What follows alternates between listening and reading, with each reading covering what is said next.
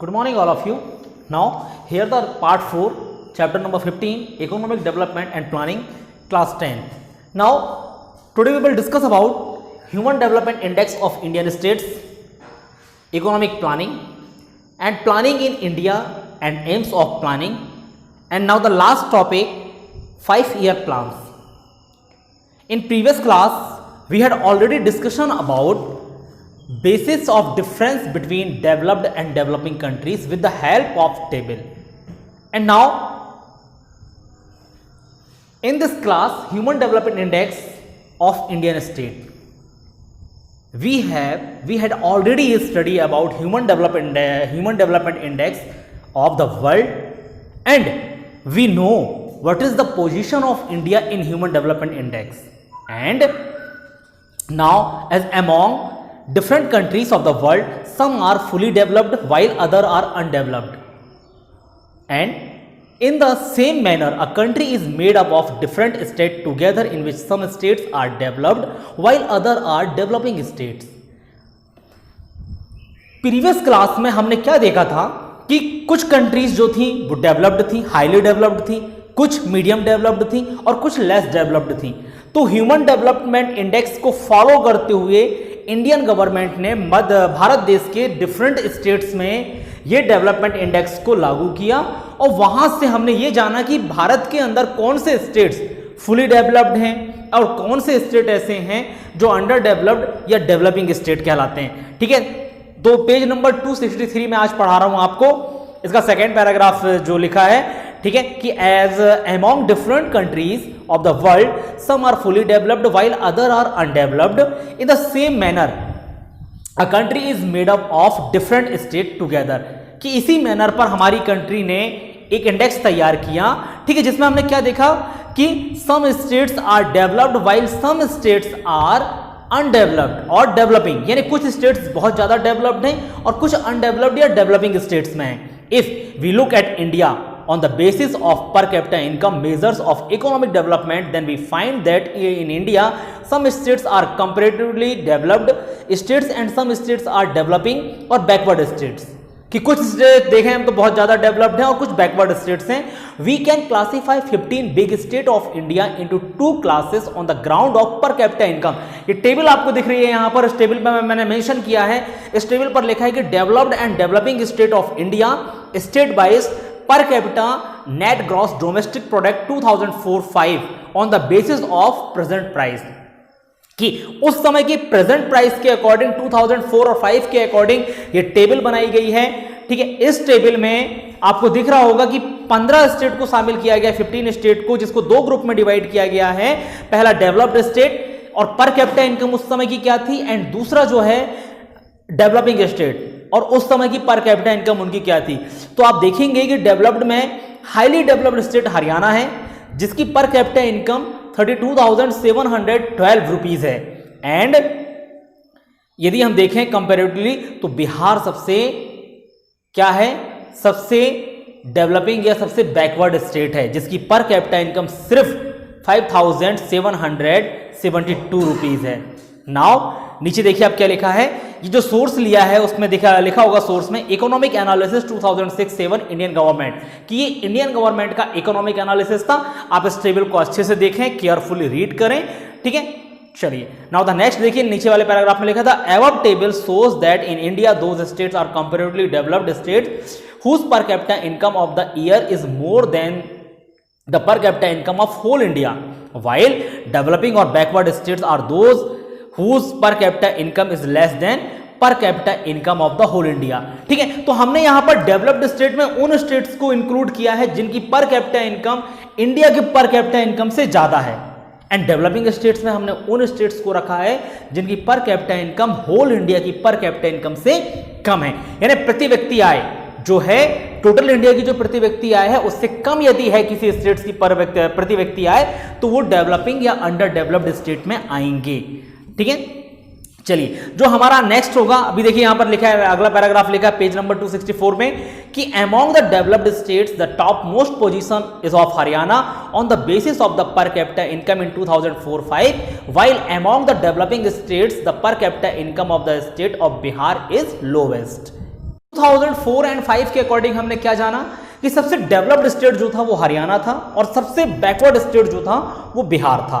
And now another economic planning, ये हमारा complete हुआ, टेबल में आप देख लेंगे, ठीक है, और जहां समझ में नहीं आएगा तो आप मुझसे पूछ सकते हैं। नाउ इकोनॉमिक प्लानिंग, ठीक है, यानी अब इकोनॉमी के लिए क्या प्लानिंग बनाई गई इंडिया की तरफ से, और उसका देखिए क्या लिखा है इसमें, आप देखिए 15.5 है ये इकोनॉमिक प्लानिंग, कि economic planning is a process in which economic resources are used to obtain some clear and defined aim in a specific period of time. Thus it can be said that two things are essential in economic planning such as, तो economic planning के बारे में सबसे पहले क्या बताया कि economic planning is a process in which economic resource are used to obtain some clear and defined aims in a specific period of time, कि हमारे पास जो इकोनॉमिक रिसोर्सेस हैं उनका यूटिलाइज हम कैसे करें, और एक फिक्स टाइम पीरियड के लिए हमने एक योजना तैयार की कि आने वाले इतने समय में हमको ऐसे वर्क करना है और ऐसे अपनी इनकम जनरेट करना है, दैट मींस वो हमारी इकोनॉमिक प्लानिंग होगी। एंड नाउ इसके लिए हमको टू थिंग्स बताए गए हैं जो एसेंशियल हैं। पहला देखिए लिखा होगा आपकी बुक में, pre decides aim which have to be accomplished, यानी पहले से हमारे एम डिसाइड होने चाहिए कि हमको क्या करना है। फॉर एग्जांपल हम पढ़ने के लिए टाइम टेबल बनाते हैं कि आने वाले हम 15 मिनट में या 30 मिनट में या 60 मिनट में हम इस चैप्टर के क्वेश्चन आंसर लर्न कर लेंगे, वो क्या है, वो हमारी प्री प्लानिंग है।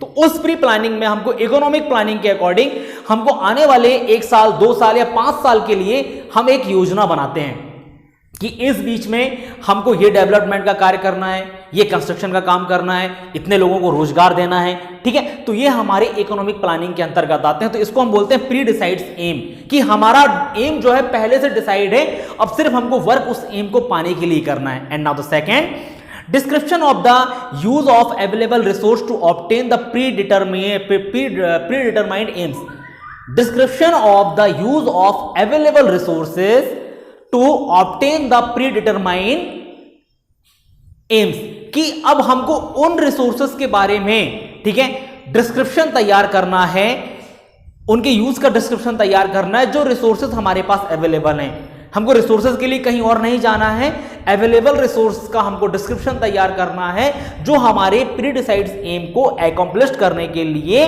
काम में आने वाले हैं।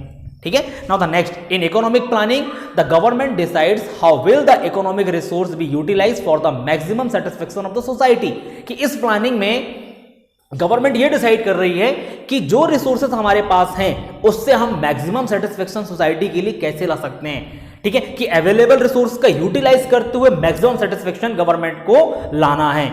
Now the economic resources of the country are estimate before planning the available resource from foreign along with domestic resource are included in it। अब इसमें इन रिसोर्सेस में हम फॉरेन रिसोर्स के साथ साथ डोमेस्टिक रिसोर्स यानी घरेलू जो हमारे रिसोर्सेस हैं उनका भी आकलन हम करते हैं। ठीक है, now after this economic objectives are determined and efforts are made to obtain the target by using available resources of the country in best possible manner, कि बेस्ट पॉसिबल मैनर जो अवेलेबल रिसोर्सेज हैं, ठीक है, उनकी study करने के बाद हमको ऑब्जेक्टिव्स बनाने पड़ते हैं, अपने उद्देश्य बनाने पड़ते हैं छोटे छोटे, कि छोटे छोटे कदमों को बढ़ाते हुए हम एक सफलता मतलब हमको सक्सेस मिले इकोनॉमिक प्लानिंग में। वही लिखा है कि after this economic objectives are determined, जब इन ऑब्जेक्टिव्स को हम डिटरमाइन कर लेते हैं, and effort are made to obtain the target, और एफर्ट किस चीज के लिए लगा रहे हैं,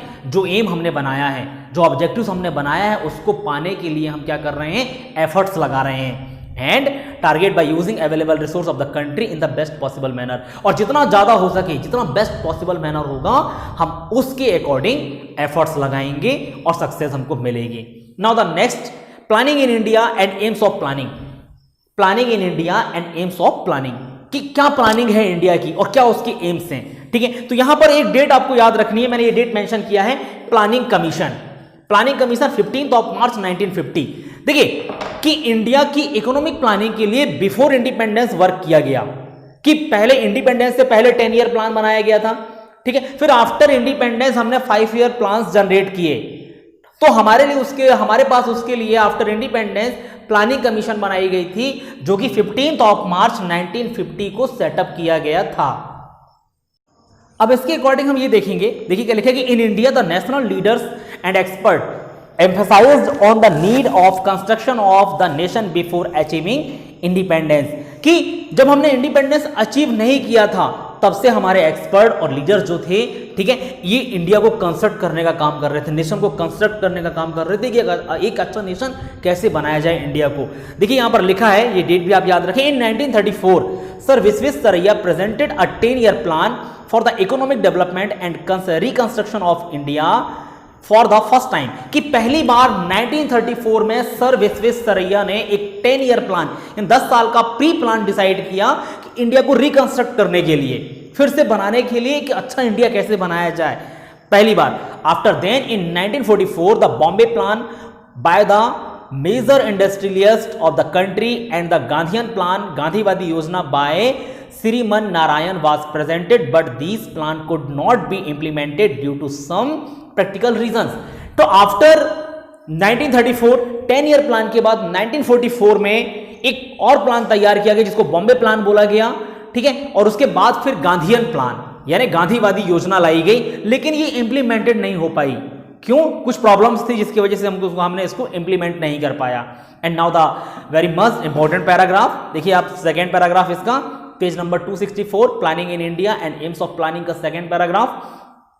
after the independence in order to make plans for the country the planning commission was set up on 15 March 1950 for the country, कि planning commission यानी एक प्रैक्टिकल मैनर पर एक योजना आयोग तैयार किया गया, एक योजना आयोग को सेटअप किया गया कि जिसका काम सिर्फ योजना बनाना होगा, प्लानिंग बनाना होगा। तो वो सेटअप हुआ था 15 मार्च 1950 को, ठीक है। By now 12-year plans have been prepared by the commission and implemented by government of India, ठीक है। तो तब से लेकर 2015 तक 12 5-year plans रनिंग किए जा चुके थे।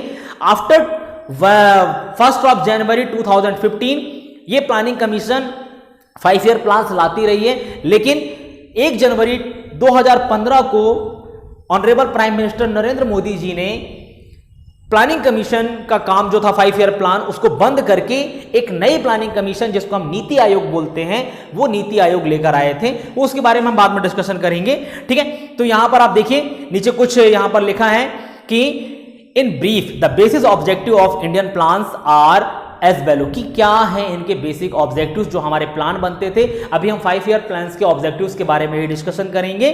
To obtain high rate of development, कि हमको हाई रेट डेवलपमेंट चाहिए। दूसरा टू ऑब्टेन सेल्फ डिपेंडेंसी, कि खुद पर डिपेंड होना हमको आना चाहिए। To obtain economic stability, to ensure social welfare, to obtain social and economic justice, to increase the opportunities of employment, to increase the standard of living and poverty eradication, यानी गरीबी खत्म करना, गरीबी हटाने की बात चल रही है, स्टैंडर्ड ऑफ लिविंग बढ़ाने की बात चल रही है, एम्प्लॉयमेंट की अपॉर्चुनिटीज बढ़ाने की बात चल रही है इस पे। तो ये कुछ बेसिक ऑब्जेक्टिव्स हैं, 8 ऑब्जेक्टिव्स हैं जिनको आपको लर्न भी करना है और अपनी फेयर कॉपी पे नोट भी करना है। And now various 5-year plan, we have various 5-year plans. देखिए जब तक ये बुक लिखी गई थी, आपकी जो बुक अब तो काफी टाइम हो चुका, उस समय तक 11th 5-year प्लान चल चुके थे एंड 12 रनिंग पर था, ठीक है। तो मैं आपको यहां पर एक लिस्ट दिखा रहा हूं 5-year प्लान्स की। ये प्लान्स आप देखें, बीच में जब आप देखेंगे तो मैंने अंडरलाइन किया हुआ है 3 1-year plans, break of 1 year and 2 1-year plans, कि इनके बीच में कुछ 1-year प्लान्स आए थे, कहीं पर प्लान ब्रेक हुआ था, ठीक है। तो ये नोट करना है आपको 5-year प्लान्स जो हैं। अब देखिए 12 5-year प्लान लिखा हुआ है 1 April 2012 to 31 March 2017, but unfortunately in between 1 January 2015 the 5-year plan was stopped by honourable prime minister Narendra Modi and new plan start that was called NITI Aayog, जिसके बारे में हम आगे डिस्कशन करेंगे। और जो हमारा नेक्स्ट पार्ट होगा इस वीडियो का 15.6 होगा और वो होगा success and failure of planning in India, कि कुछ प्लान सक्सेस हुए, कुछ प्लान फेल हुए। What is the reason behind this, कि कुछ प्लान सक्सेस हुए और कुछ प्लान फेल हुए। थैंक यू सो मच, हम आगे मिलते हैं अब।